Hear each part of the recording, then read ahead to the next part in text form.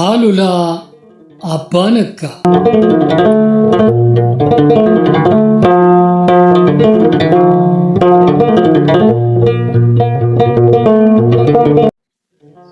ደራሲ ማሞ ውድነህ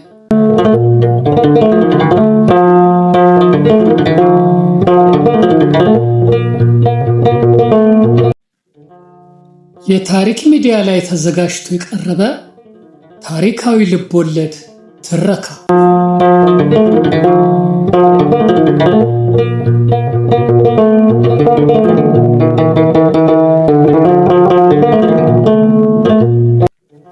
መጽሐፉ የታተመው 1979 ዓመተ ምህረት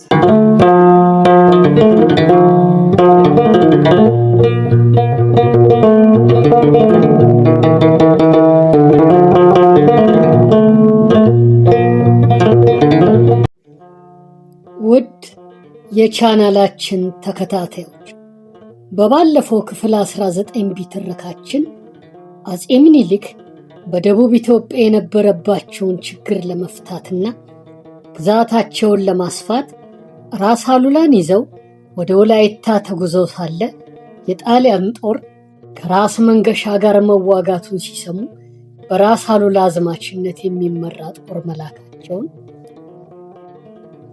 ነገር ግን ፈረንሳዮችና ራስ ወሌ ነገሩን በሰላም እንጨርሳለን በማለታቸው ሊካሄድ የነበረው ጦርነት እንዲዘገይ መደረጉን እቴጌ ጣይቱን ጨምሮ የሸዋ መኳንንት ለአፄ ምኒልክ ራስ አሉላ ካጠገባቸው መራቅ እንደሌለባቸው በመምከራቸውና ግፊት በማድረጋቸው ራስ አሉላ ከአፄ ምኒልክ ጎን አማካሪያቸው ሆኖ ማገልገላቸውንና በሳቸው አማካሪነት በአምባላጌና በመቀሌ ጦርነት ኢትዮጵያን ድል መቀናጀታቸውን አድምጠናል።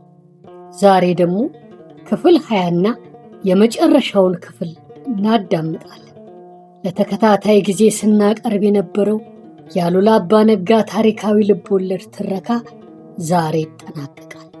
እናንተም እንደ ሁል ጊዜው ትረካውን እስከ መጨረሻው እንድትከታተሉልንና ቻናሉንም ሰብስክራይብ፣ ላይክ፣ ሼር እና ፎሎ እንድታደርጉልን በትህትና እየጠየቅን አሁን ወደ ሙሉ ትረካው እናመራለን።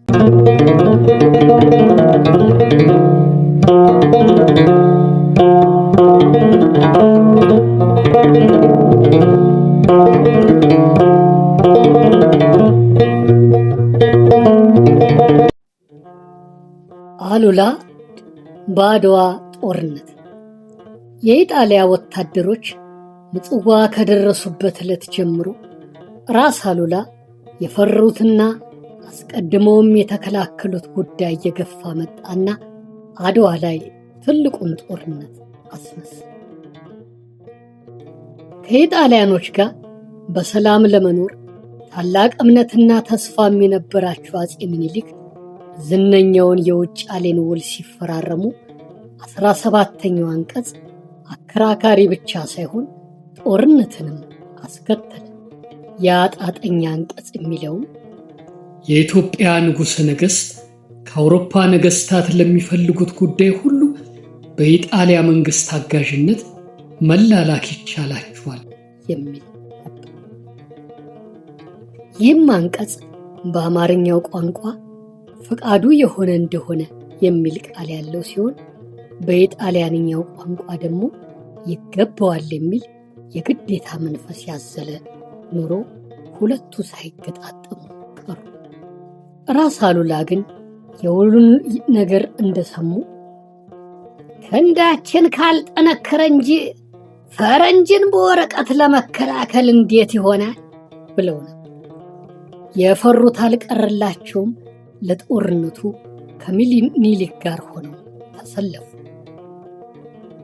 በጄኔራል ባራቴሪ አዝማችነት 20,000 ወታደር አሰልፎ ከ60 በላይ መድፍ ጭኖ ከአስመራ ተነስቶ ትግራይ የገባው የኢጣሊያ ጦር በመጀመሪያ አምባላጌ፣ ቀጥሎ መቀሌ ላይ ድል ከሆነ በኋላ እንደገና ኃይሉን ጨምሮ በ4 ጄኔራሎች አዋጊነት መድቦ ወደፊት ገፋ።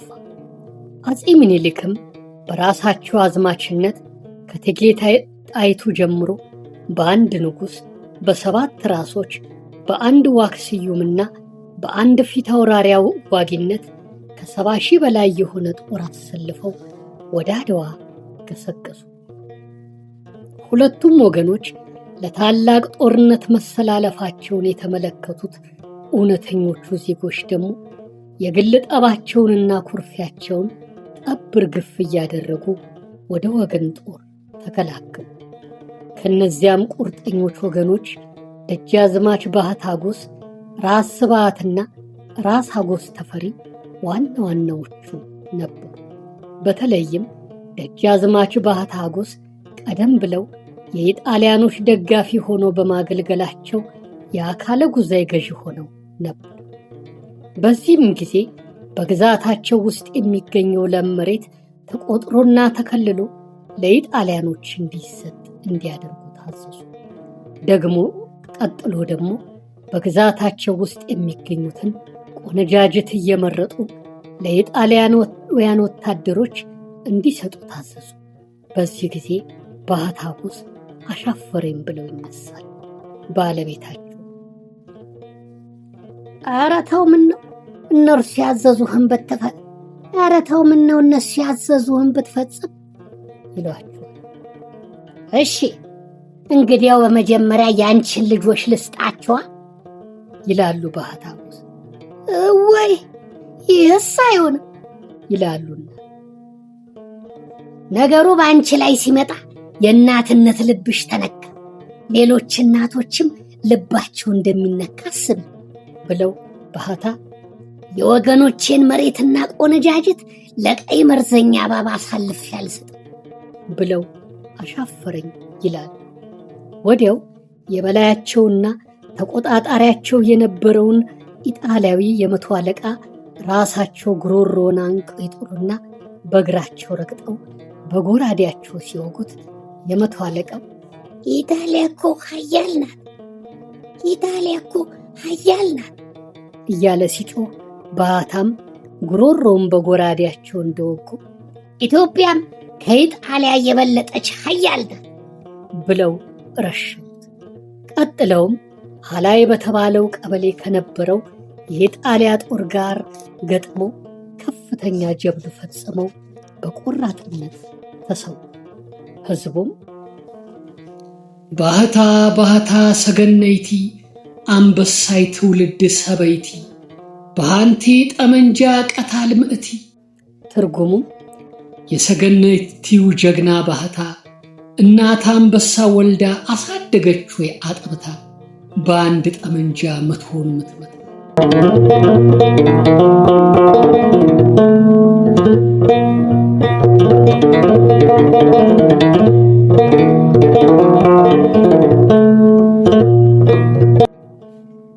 ይህ የጀግንነትና የአንድነት ዜና በያለበት ማስተጋባት ጀመረና በሹመትና በልዩ ልዩ ምክንያት አኩርፎ የነበሩት መኳንንትና ወታደሮች ሁሉ ከኢጣሊያኖች አካባቢና ከየነበሩበት እየወጡ ወደ አፄ ምኒልክ ገሰገሱ። ከኢጣሊያ ጦር ጋር ተሰልፎ የነበሩትና በቅጽል ስም ባሻ ባዙቅ እየተባሉ ይጠሩ የነበሩት የኤርትራ ተወላጆች ምንም እንጀራውን ብንበላም ለነሱ ብለን አገራችንንና ንጉሳችንንስ በጭራሽ አንወጋም ብለው ውስጡን አድመው ብዙዎቹ በጦርነቱ ሳይዋጉለት ቀርተዋል።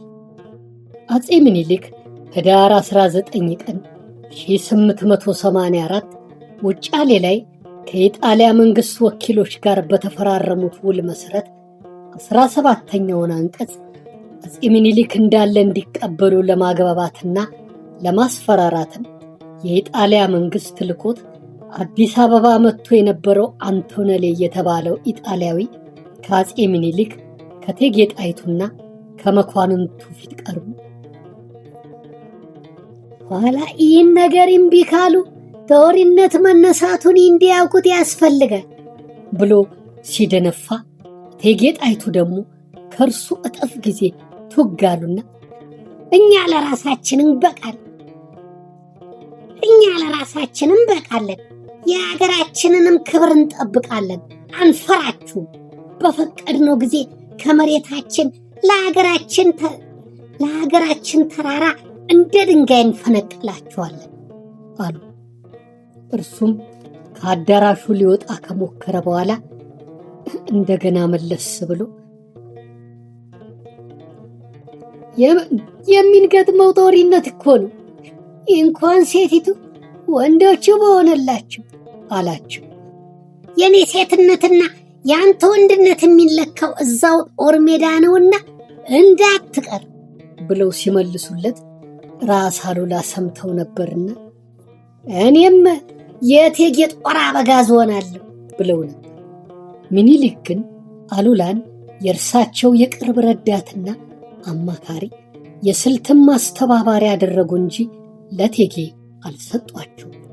አሉላ ከአማካሪነታቸው ሌላ በጠላት እንቅስቃሴ ላይ በስልት አስተባባሪነታቸውም ማተኮር ዋናው የጦርነት መቅድም መሆኑን ስለሚያውቁ ቀደም ብለው በጣሊያኖች ሰፈርና እንቅስቃሴ ላይ አሰማርተዋቸው የነበሩ የመረጃ ሰራተኞቻቸው ያስገኙላቸው ውጤት ለጦርነቱ ከፍ ያለ አስተዋጽኦ ሊያበረክት ችሏል።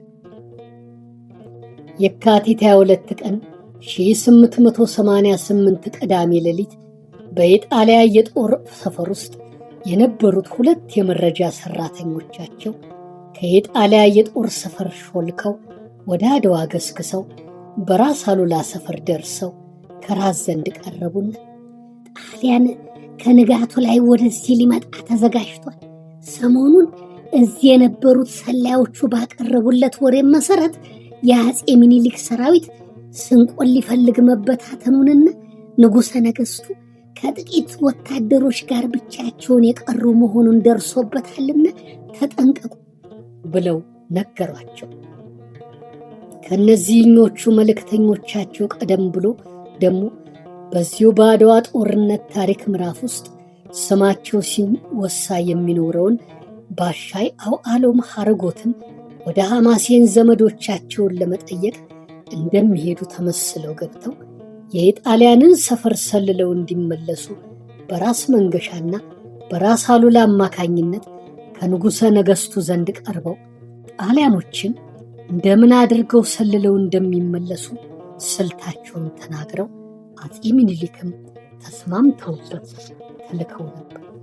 ባሻይም ከአድዋ ገስግሰው ከጣሊያኖቹ ሰፈር እንደደረሱ የአፄ ምኒልክ ጥላቻ ያላቸው መሆናቸውን ተናግረው የጣሊያኖች ፈቃድ ከሆነም የሚኒሊክን ሁኔታ ሊሰልሉ እንደሚችሉ ያመለክታል።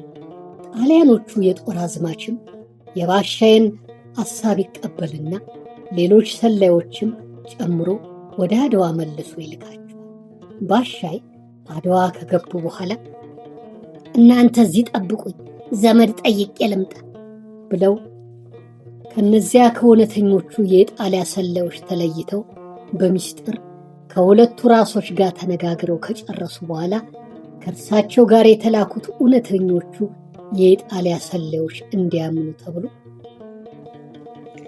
ስንቅ ያለቀብህ ሁሉ ወደ ሀገር እየሄድክ ስንቅን አዘጋጅተህ እንድትመለስ ተብለናል የሚል የማስመሰያ አዋጅ እነዚያ ሰላዮች በነበሩበት አካባቢ ይለፈፋል። ወዲያው ደግሞ በሚስጥር ለየጦር አበጋዞቹ ትእዛዝ ይተላለፍና ሰራዊቱ የውጊያ መስመሩን እንዲይዝ ይደረጋል። ይህ ከሆነ በኋላ ባሻይና የጣሊያን ሰላዮች ከአድዋ ሾልከው ይወጡና ወደ ኢጣሊያ ሰፈር ሲገሰግሱ ሄደው የሰሙትን አዋጅ ይናገራሉ። የጣሊያኑ ጦር አዝማች በዚህ መረጃ መሰረት እንቅስቃሴውን ሲጀምር ራስ አሉላ ደግሞ ባሻይንም ጭምር የሚከታተሉ ሁለቱን ሰላዮቻቸውን ወደ ኢጣሊያ ጦር ሰፈር አካባቢ መንገደኞች አስመስለው ልከው ነበር። በዚህም መሰረት በሁለት አቅጣጫ ከተላኩት ሰላዮች ትክክለኛውን የጠላት እንቅስቃሴ ዜና አግኝተው ለአፄ ምኒልክ አስረዱ። ቀጥለውም አስመራ ላይ የሰሯቸውን እልፍኝ ከአዳራሽ ቤቶቻቸው ያቃጠሉባቸውን የመረሩ ጠላቶቻቸውን ለሁለተኛ ጊዜ የሚያቃጥሉበትን የውጊያ ስልት አውጥተው መስመራቸው ይይዛሉ። በቀረበላቸው መረጃ መሰረትም የኢጣሊያ ጦር እየገሰገሰ በአድዋ ተራራዎችና ኮረብታዎች መካከል ከንጋቱ ላይ ገባ።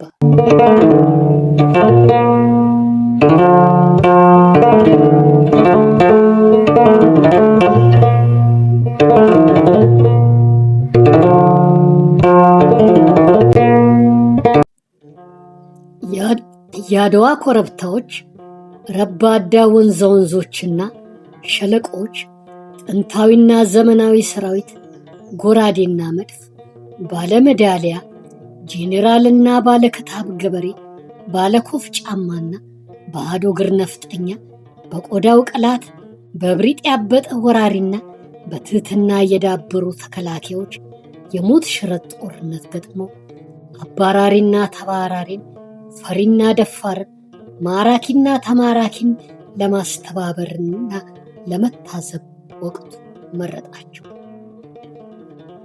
ኢትዮጵያውያንን በመከፋፈልና ውለታ በማፍረስ ግዛት እናስፋፋለን፣ የቅኝ ግዛት ባለቤቶች እንሆናለን ብለው የተሰለፉት ኢምፔሪያሊስቶች መኳንንቱን እርስ በርሱ ለማዋጋት ራስ መንገሻን በሰሜን ራስ መኮንንን በምስራቅ በኩል በሚኒሊክ ላይ እንዲያምፁና እንዲዋጉ ሚኒሊክ ከወደቁም በኋላ መኳንንቱን እየነጠሉ በመውጋት ኢትዮጵያን ለመውረር ሲያውጠነጥኑት የነበረው ሴራ ከሽፎ የኢትዮጵያን ሕዝብ አንድነቱን አጠንክሮ ወኔውንና ክንዱን አስቆጥቶ በአንድ አዝማች ትእዛዝ በአንዲትም ሰንደቅ ዓላማ ጥላ በመሰለፉ ሊከፋፍሉት ሊያበጣብጡትና ሊገዙት በተነሱበት ጠላቶቹ ላይ ብርቱ ክንዱን ጣለባቸው። እሁድ የካቲት 23 ቀን 1888 ከንጋቱ 12 ሰዓት ላይ የተጀመረው ጦርነት ቀኑን ሙሉ ውሎ ወደ ማታ ሲያበቃ ድሉ ሙሉ ለሙሉ የኢትዮጵያን ሆነ። በጦርነቱም ከወራሪው ጠላት በኩል 7000 ወታደሮች ሲሞቱ 1500 ቆስሎ 3000 ተማረኩ። ከኢትዮጵያን በኩል እስከ 6000 የሚገመቱ ሲሞቱ 8000 የሚሆኑ እንደቆሰሉ ተገምቷል።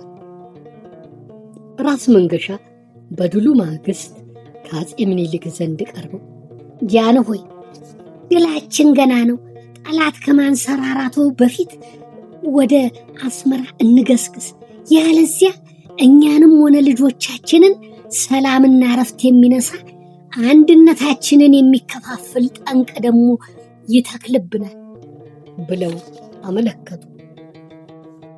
ማለፊያ ነው፣ ሐሳብን ወድጀዋል።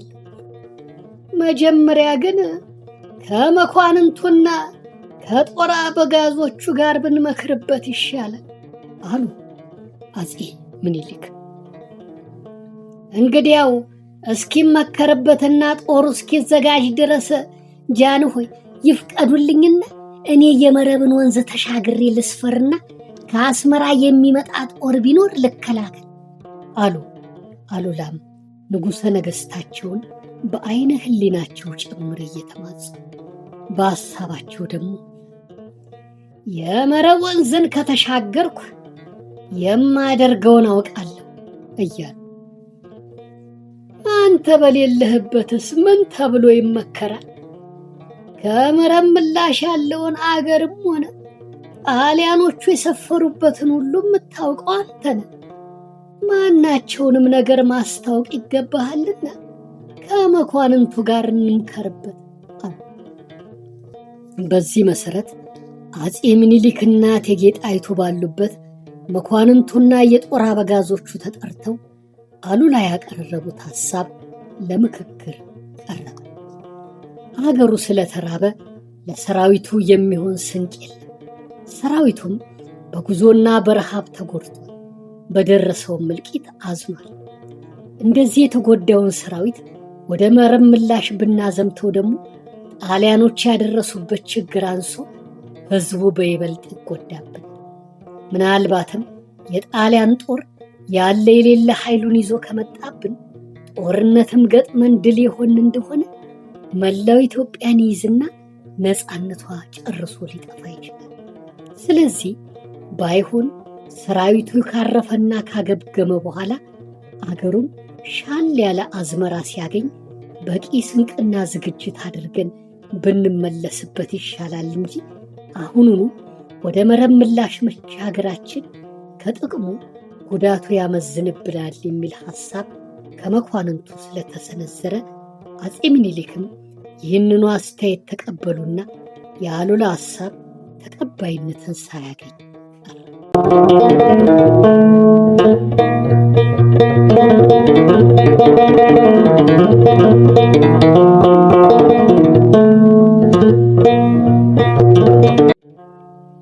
አፄ ምኒልክ በጦርነቱ የወደቁባቸውን ጀግኖቻቸውን በክብር አስቀብረው ቁስለኞቹንም በእንክብካቤ እንዲጠበቁ ካደራረጉ በኋላ ወደ መናገሻ ከተማቸው ጉዟቸውን ሲጀምሩ ለትግራይም መኳንንቶች በቂ መተዳደሪያ ሹመትና ሽልማት ሰጡ። ራስ መንገሻም የራስ ወሌን ልጅ ወይዘሪት ከፋይን እንዲያገቡ አፄ ምኒልክና እቴጌ ጣይቱ ፈቅደው ለሙሽሮች መቋቋሚያ የሚሆንም ከፍ ያለ ገንዘብ መደቡላቸው። ቀጥሎም የትግራይ መኳንንት ከራስ መንገሻ ጋር ከልብ እንዲታረቁና አገራቸውን በአንድነት እንዲጠብቁ ከእንግዲህ ወዲያ ነውር ነገር እንዳልሰማባችሁ አደራ ብለው የሰሜኑን ግዛታቸውን እንደየትውልድ ዘርፋቸውና እንደየአገልግሎታቸው አከፋፈሉ። በዚህም መሰረት ራስ መንገሻ ቀጥሎ ራስ አጎስና ደጃዝማች አድጎ ተንቤንንና ሽሬን፣ ተስፋዬን ጣሉ፣ ዋጅራትንና አሸንጌን ራስ ስብሃት አጋሚን እንዲገዙ ተሾሙ። በትግራይ ነገስታት መሳፍንትና መኳንንት የዘር ሐረግ ውስጥ በቀጭን ክር እንኳን ያልተያያዙት አሉላ በትግራይ ውስጥ ታላቁንና ሰፊውን ግዛት ተሰጡ። ዋና ከተማቸው አድዋ ሆኖ እስከ መረብ ወንዝ ድረስ ያለውን ሰፊ ግዛት ሲሾሙ በትግራይ ታሪክ ውስጥ አንድ የገበሬ ልጅ ከዚያ ደረጃ ላይ ሲወጣ የመጀመሪያው በመሆናቸው በትግራይ ውስጥ ጉድ ተባለ። በሹመቱ የትግራይ መኳንንትና መሳፍንት አንገታቸውን ቢደፉበትም የገበሬው ልጅ ሁሉ ደግሞ የሚኮራበትና የሚመካበት ሹመት ሆነ። እንደ ርስተ ጉልቱ ሁሉ መኳንንቱ ባይሻሙበትም ገበሬውና ነጋዴው እየተሻማ ወንድ ልጅ በተወለደ ቁጥር አሉላ እያለ ስሙን ይሰይም ጀመር። በአሉላ የላቀ ሹመትና ማዕረግ እንደገና ቅናት ያቃጠላቸው እነ ራስ አጎስ በአዝማሪዎቻቸው አፈቀላጤነት እኚህ የሸዋ ሰው እንዴት የዋህ ናቸው፣ የነገስታት አረግ መምዘዝ ተስኗቸው አገር ለገበሬ ግዛ ማለታቸው ወዲ ቁቢናም ነው አድዋን መስጠታቸው እያሉ ማዘፈን በመጀመራቸው ህዝቡ ደግሞ እኚህ የሸዋ ሰው አገር ይወዳሉ፣ መሬት ለገበሬ አደራ ይላሉ፣ ጀግና የሚወዱ የሚሾሙ ጀግና ምኒልክ የሚሉ ንጉሥ አየን ገና፣ የትግራይ መኳንንት ምን ነው አያለቅሱ፣ ገበሬ ሲሾሙ አድዋ ላይ ንጉሱ እያሰኘ በማሲንቆኛቸው አማካኝነት በየድግሱና በየወንዙ እያዘፈነ በይበልጥ አሳረራቸው። የሚኒሊክ ታማኝና ባለሟል የሆኑት ራስ አሉላ ትግራይ ውስጥ በፈለጋቸው ቀን ወደ የፈለጋቸው ቦታ እንደ ልባቸው የሚዘዋወሩ መንገሻንም ሆነ ሌሎቹን የማይፈሩና ለማንም የማያጎበድዱ ሆኑ። የትግራይ መኳንንትም ሆዳቸው እያረረ አሉላም በአክብሮትና በፍርሃትም መመልከት ከተገደዱበት ሁኔታ ላይ ደረሱ። አሉላ ዝቁሊ ከምትገኘው ጎጆአቸው ሻል ያለች አዲስ ቤት አክሱም ውስጥ በማሰራታቸው የትግራይ መኳንንት ሊነግስ አስቦ እንደሆነስ እያሉ የጥላቻና የንቀት ወሬ ማስተጋባት ጀመሩ። እርግጥ ነው አሉላ መረብ ወንዝን ተሻግረው ጣሊያኖችን እየነዱ አስወጥተው ግዛታቸውን በእጃቸው ለማስገባት ብርቱ ምኞት ነበራቸው። ለዚያ ዕድል የሚያበቃቸውንም ጊዜ በጉጉት ነበር የሚጠባበቁት። ግን ንጉሠ ነገሥቱ ከሚከተሉት አመራር ማፈንገጥ እንደማይገባቸው እያመኑበት ሄደዋል። ቢሆንም አዲሷን ግዛታቸውን ከድሮ ግዛታቸው ጋር በንግድ ለማቆራኘት ሕዝቡም ከስር ከመሠረቱ የነበረውን አንድነትና መተሳሰብ እንዳያቀዘቅዝ በተቻላቸው መጠን ይጥሩ ነበር። ከመረብ ወንዝ ማዶ በመንሰራፋት ላይ የነበሩትንም የጣሊያኖች ሁኔታ በየዕለቱ እየተከታተሉ እኮ እስከ መቼ ነው በዝምታ የምናያቸው እያሉ መተከዙም አእምሯቸውን አስጨንቆ ያዘባቸው።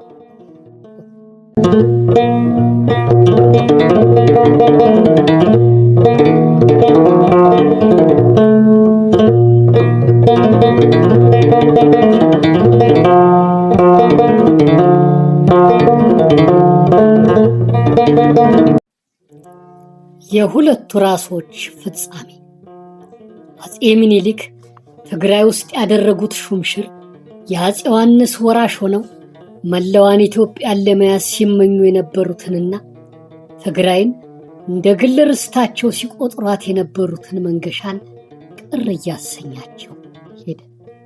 ከዚያ ሌላ ደግሞ ወዲ ቁቢ ሰፊውን ግዛት ይዘው የሚኒሊክ ባለሟልም ሆነው ዝሎ የነበረው ክንዳቸው ፈርጥሟል።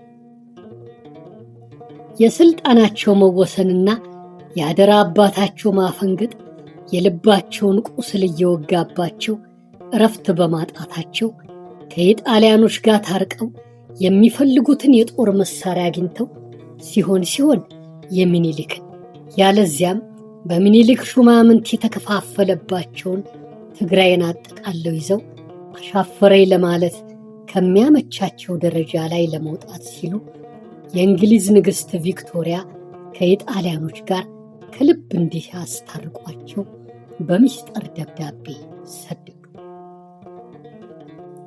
ሁኔታውን በቅርብ ርቀት ሲከታተሉ ከነበሩት የውጭ አገር ተወላጆች አንዱ የሆነው ዋይልድ የተባለው እንግሊዛዊ ወደ ትግራይ ሄዶ ከራስ አሉላ ጋር ተገናኝቶ በሚጨዋወቱበት ሰዓት ነገሩን አንስቶ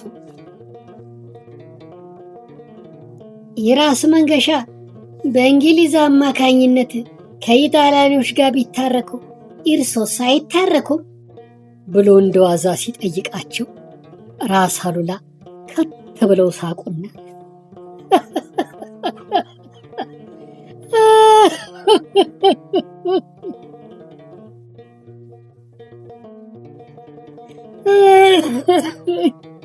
ከእንግዲህ ወዲያ ምን ሊሆን ነው ከጣሊያኖች ጋር የሚተረቀው? ከመረብ ማዶ ከያዙት ሀገር ቁራሽ መሬት አይሰጡትም። እንደውም የእርሱን ለመውሰድ ይፈልጋሉ እንጂ ምን ሊያገኝበት ይችላል?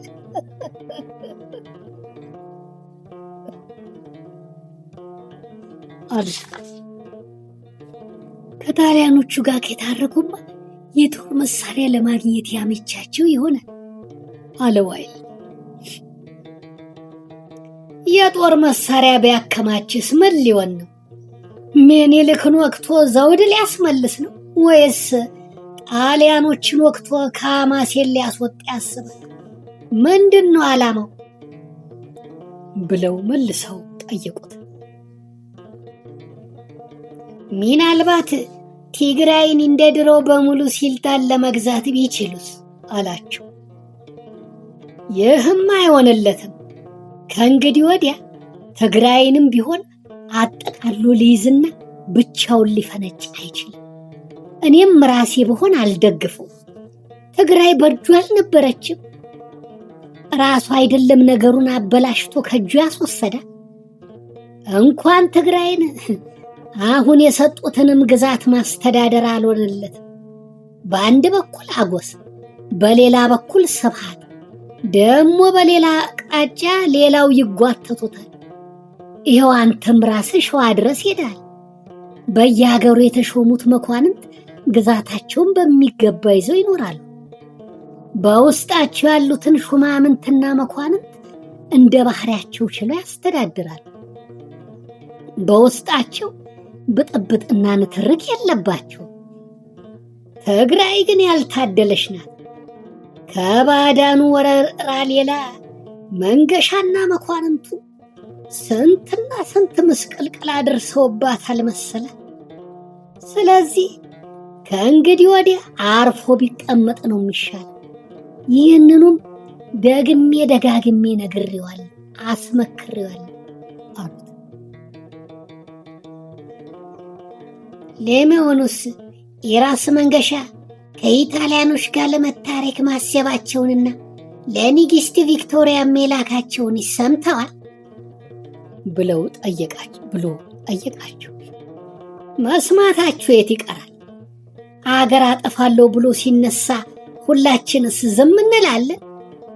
መክረንም ቢካለ እኮ እኔ ራሴም ቢሆን ዝም ብያለሁ።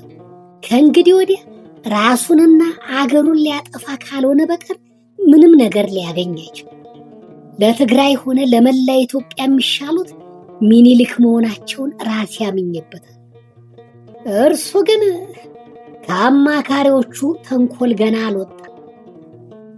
የሚያሳዝነኝም በዚሁ ባህሪው የሆነ ሆኖ በተቻለ መጠን እመክረዋለሁ፣ አስመክረዋለሁ ብለውት ነበር።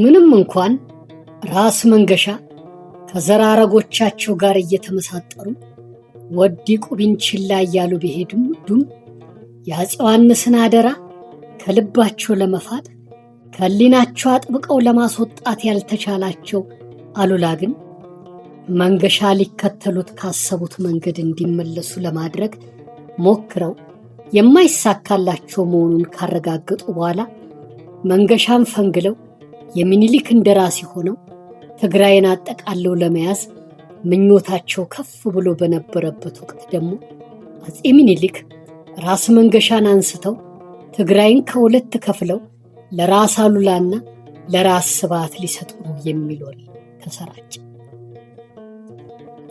ለወሬው መነሻና መገስገሻም የነበረው ምክንያት ራስ አሉላ ከንጉሠ ነገሥቱ ጋር በቀጥታ ይጻጻፉ ስለነበረ አፄ ሚኒሊክ ከኢጣሊያ ጋር ያደረጉትን ሁለተኛውን የእርቅና የስምምነት ውል መንገሻ ሳያውቁና ሳይሰሙ አሉላ አስቀድሞ እንዲያውቁት በመደረጉ ከመንገሻ ይልቅ የንጉሠ ነገሥቱ የቅርብ ምስጢረኛ ሆነው በመገኘታቸው ነበር። በተለይም አፄ ሚኒሊክ ራስ መንገሻ ወደ ሸዋ እንዲሄዱ በመጥራታቸው ጉዳዩ አጠራጣሪ የሆነ ልዩ ልዩ ወሬና ትርጉም እያዘለ ሄደ። ትግራይ ውስጥ የሚደረገውን ማንኛውንም እንቅስቃሴ በየፈርጁና በየመልኩ ይከታተሉት የነበሩት ጣሊያኖችም በሰላዮቻቸው አማካኝነት አንዲት ፍንጭ ከአሉላ አንደበት ለማግኘት ቻሉ። ራስ አሉላ ከሚያምኗቸው ሁለት መነኩሴዎች ጋር ሲነጋገሩ በነበረበት የቆይታ ጨዋታ ላይ ራስ መንገሻን አፄ ምኒልክ ጠርተዋቸዋል የሚል ወሬ ሰምተን ልንሰናበት ገብተን ነበር። እርሳቸውም አዎ የንጉስነት ማዕረግ ሊሰጡኝ ጠርተው መሄዴ ነው ብለዋል። እውነት ይሆን ብለው መነኩሴው አሉላን ይጠይቃል። ራስ አሉላም መነኩሴዎችን ያምኗቸው ነበርን? አይ አባቴ፣ ንጉስነት የሚመኝ ሰው እንደዚህ እየዋለለ መታየት ይገባዋል ብለው ነው። ነገሩ በእኛው መካከል ይቅር እንጂ ንጉስነቱ ቀርቶበት በያዘው ሹመቱን መኖሩን እንጂ አለት። የሆነ ሆኖ በእርሱ እግር ራስ መኮንን እግራይን ተሰጥተው ሳይመጡ አይቀሩም ብለው ይነግሯቸዋል። መነኩሴዎቹም ያችን ፍንጭ ወደ አስመራ አስተላልፈዋት ኑሮ ጣሊያኖች ጉዳዩን አስቀድመው ስለነቁበት የራሳቸውን ስልት መቀየስ ይጀምራል። ራስ አጎስ ከመተማ ጦርነት በፊት አንድ ድሃ ገበሬ ተከሶ ከችሎታቸው ሲቀርብ በገበሬው አነጋገር ተቆጥተው ነበርና ወሰድና 40 ጀራፍ ግረፈው ብሎ ይፈርዳል። ያ ድሃ ገበሬ ኧረ በዮሐንስ አምላክ አልበደልኩም፣ አልተመሰከረብኝም፣ ይመስከርብኝ እያለ እየጮኸ ተወስዶ ይገረፋል። በኋላም ያ ድሃ ገበሬ ከአፄ ዮሐንስ ችሎት ቀርቦ በዮሐንስ አምላክ እያልኩ ራስ አጎስ ገርፈውኛልና ፍርድ ይሰጠኝ ብሎ አመለከተ። አፄ ዮሐንስም ቱግ ብለው ይቆጡና ራስ አጎስ ከችሎቱ ላይ ስለነበሩ መልስ ስጥ አሏቸው። አስመስክሬበት ነው ያስገረፍኩት። ቢሆንስ ለአንድ ገበሬ ጉዳይ እኔ እንዴት በችሎት ላይ ይጠየቃል ብሎ ይናገራል። ምን አልክ አንተ ነሆለ? ቢሆንስ በዮሐንስ አምላክ እያለ ተገርፈዋለህ? እሱን አይደለም የገረፍከው፣ እኔን ነው የገረፍከኝ። ንሳ አጋፋሪ ሀጎስንም ያዝና ወስደ ግደለው ብሎ ይፈርዳል። ወዲያው ነገሩን ለማቀስቀስ ሲባል ጥቂቶቹ መኳንንቶች ከራስ አሉላ ጋር ሆነው ራስ አጎስ ወደ ታሰሩበት ይሄዱና አጋፋሪውን ምንስ ቢሆን ማየሙት ዮሐንስ በአጎስ ላይ ይጨክናሉ ብለህ ነው? ተበሳጭተው ነውና እንዳትነከው፣ እኛ ነግረን እናስታርቃቸዋለን ብለው አጋፋሪውን አዘው ሄዱ።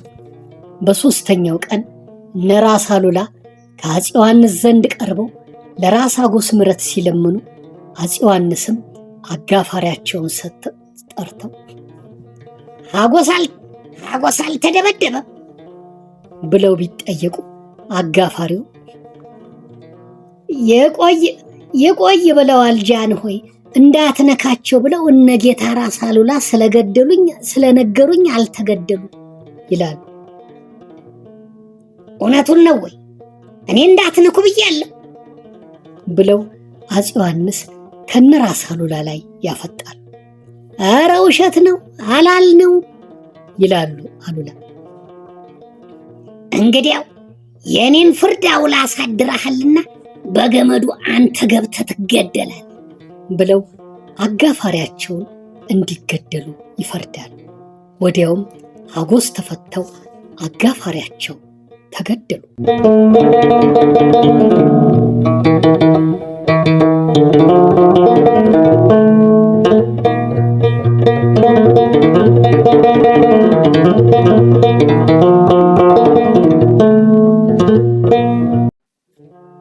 በዚያ ፍርድ ልባቸው የቆሰለው አሉላ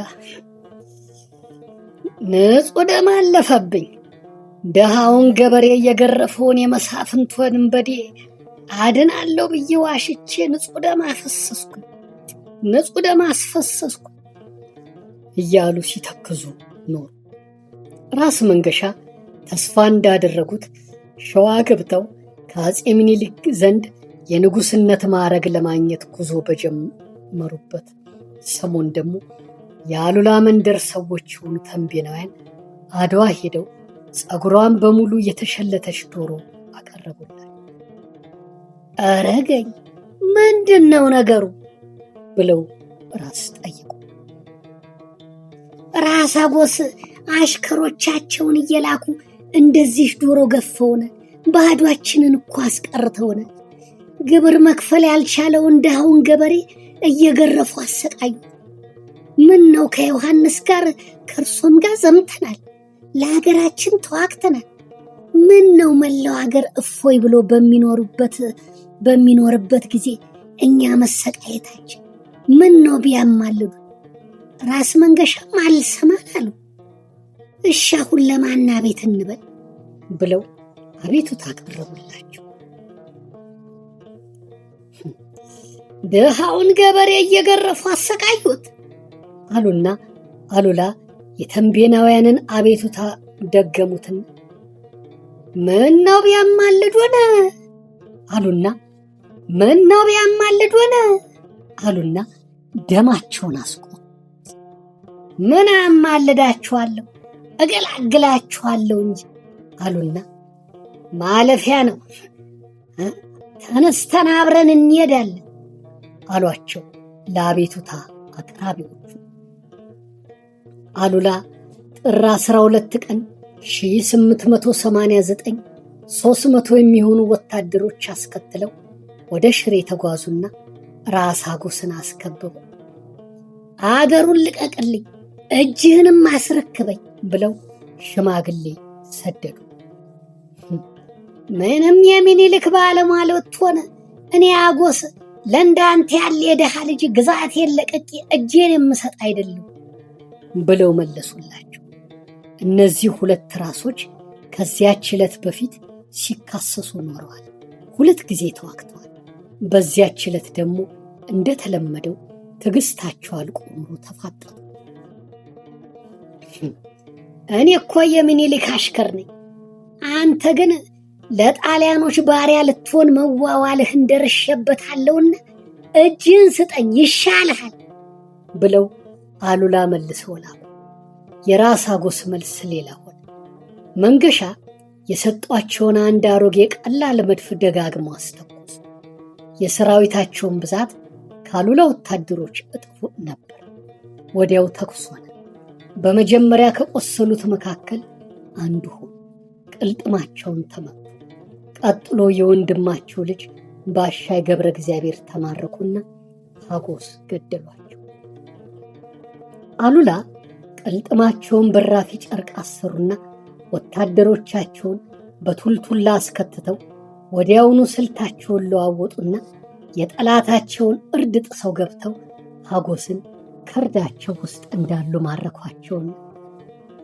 አንተ በተማረከኝ ኖሮ ምን ታረገኝ ነበር ብለው ጠየቋቸው።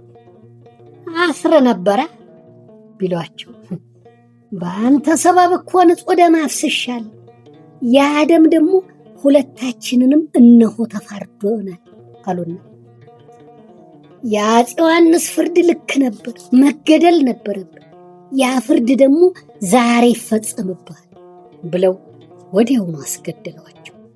እሳቸውንም አሽከሮቻቸው ተሸክመው ወደ አክሱም ወስደዋቸው ከ10 ወራት በላይ ለሆነ ጊዜ ታመው ቆይተው በዚህ ቁስል የተነሳ የካቲት 9 ቀን 1889 በተወለዱ በ70 ዓመታቸው አርፈው አድዋ በሚገኘው አባ ገሪማ በሚባለው ገዳም ተቀበሩ። አዲኳ ላይ የነበረው የጣሊያኑ አገረ ገዥ አሉላ ሞተ፣ ትግራይም ከቢትቢት ውስጥ መግባቷ ነው ብሎ ወደ ሮም ባስተላለፈው ዜና መሰረት የጣሊያን ጋዜጣ ጎራዴውን በእኛ ላይ እንደመዘዘ ወደ አፎቱ ሳይመልሰው አሉላ ሞተ ብሎ ጻፈ።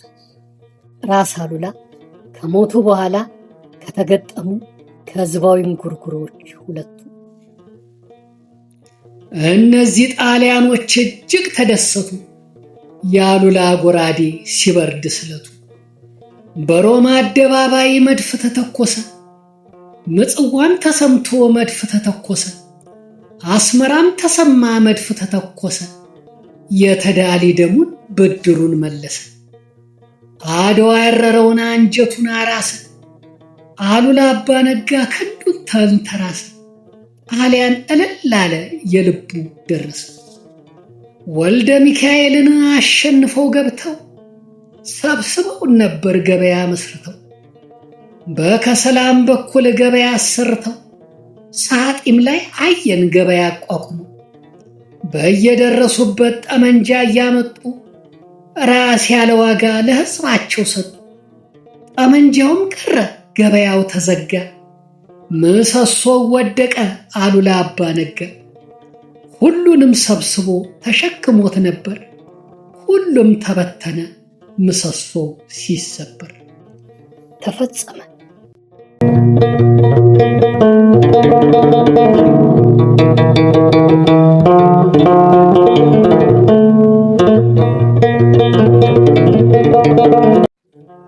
ውድ የቻናላችን ተከታታዮች ለተከታታይ ጊዜ ስናቀርብ የነበረው የአሉላ አባ ነጋ ታሪካዊ ልቦለድ ትረካ ዛሬ ሙሉ ለሙሉ ተጠናቋል።